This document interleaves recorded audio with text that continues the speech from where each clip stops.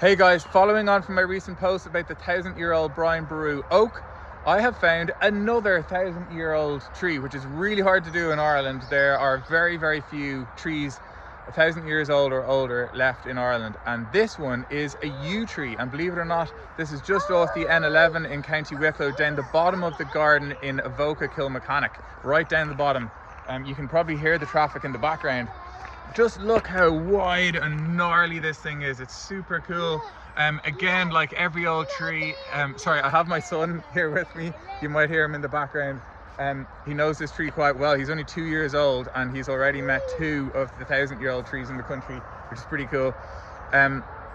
But you can see how gnarly and cragged this thing is. So it, like the oak tree, it is a big host for biodiversity and life to live in and hunt in and thrive in.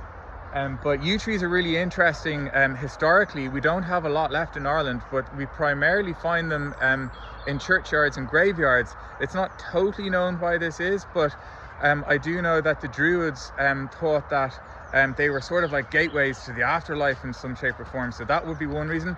But the other reason is, unlike most conifers, so we have 3 conifers in Ireland, and most of them produce like pine cone type things, but yew trees actually produce little red berries, and they are poisonous. Every part of the yew tree is poisonous.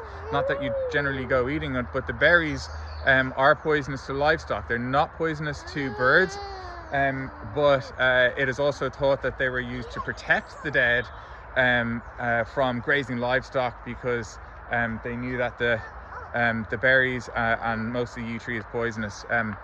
So this is one of our handful of 1,000-year-old trees in Ireland.